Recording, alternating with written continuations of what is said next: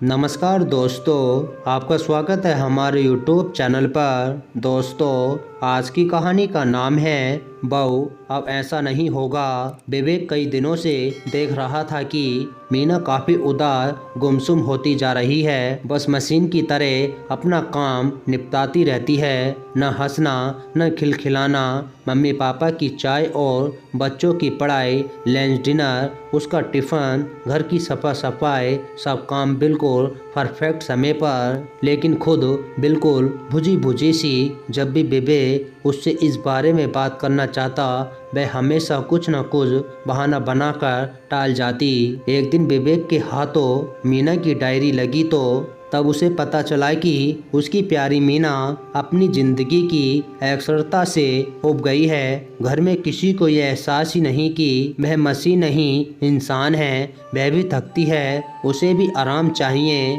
उसकी भी खुश ख्वाहिशें हैं। सबकी ख्वाहिशें पूरी करते करते उसकी खुद की छोटी छोटी ख्वाहिशें, जैसे सड़क किनारे खड़े होकर गोलगप्पे खाना, आसमान में बुलबुल उड़ाना, चाय की प्याली के साथ विवेक को जगाना, कहीं खोती जा रही है। बाकी सब के पास तो अपने शौक पूरे करने के लिए, आराम करने के लिए संडे होते हैं, लेकिन उसके पास तो वह है, क्योंकि उस दिन तो उसे सबकी स्पेशल डिमांड पूरी करनी होती हैं। उसका अपना संडे तो शादी के बाद मानो खो ही गया है। ये सब पढ़कर विवेक को बहुत अफसोस हुआ और उसे खुद पर गुस्सा भी आया कि वह क्यों अपनी प्यारी पत्नी को समझ ही नहीं पाया।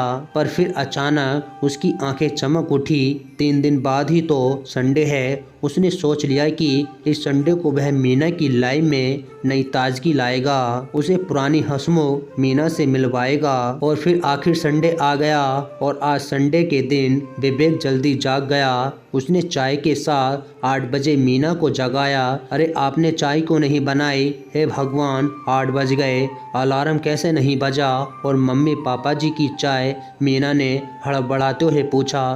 तब विवेक ने कहा, रिलैक्स मीना, अलार्म मैंने बंद किया था और मम्मी पापा चाय पीकर बच्चों के साथ सामने पार्क में गए हैं। यदि एक दिन देर से उठ गई तो कौन सा पहाड़ टूट गया?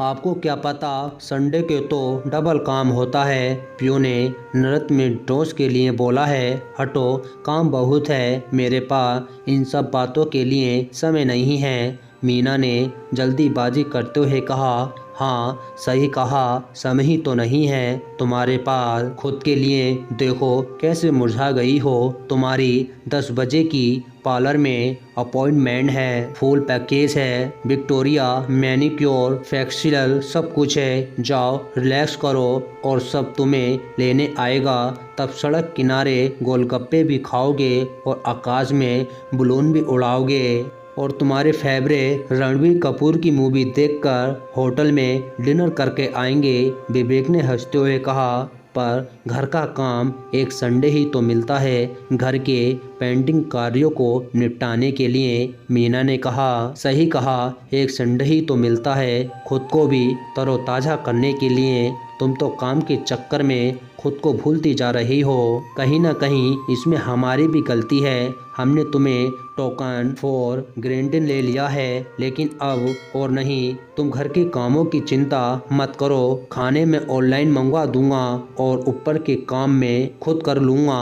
तुम तो बस अपने आप को आराम दो, बाकी घर के काम में और बच्चे मिलकर देख लेंगे। हाँ हाँ, सिर्फ बच्चे ही क्यों, हम भी तुम्हारी मदद करेंगे। विवेक और अपनी बहू को उसका संडे गिफ्ट में देगा। मीना की ससुर जी ने अंदर आते हुए कहा। फिर सासू माँ ने मीना के सिर पे हाथ फेरते हुए कहा, बेटी हमें कभी ध्यान ही नहीं आया कि तुम भी थकती हो, तुम्हें भी आराम चाहिए। लेकिन अब ऐसा नहीं होगा। अब से हम सब मिलकर काम करेंगे ताकि तुम भी आराम कर सको। और रही आज की बात तो इस संडे तुम्हारे काम से छुट्टी। मीना अपने सास ससुर की बातें सुनकर आज बहुत ही गंद हो गई। उसे लगने लगा कि देर ही सही पर मम्मी पापा को मेरी पीड़ा, मेरा दर्द, मेरी थकान समझ में तो आई, पर ये सब हुआ तो विवेक के कारण ही है। तभी ये सुनकर मीना के बच्चे चिल्लाने लगे। आज तो मम्मी की छुट्टी है और मीना की आंखों में खुशी के आंसू आ गए, क्योंकि सालों बाद ही पर उसे खुद का संडे मिल गया था। तो दोस्तों, आपको हमारी कहानी पसंद आई हो तो प्लीज़ लाइक और कमेंट और सब्सक्राइब करना ना भूलना। मिलते हैं आपको अगले वीडियो में, जब तक के लिए नमस्कार।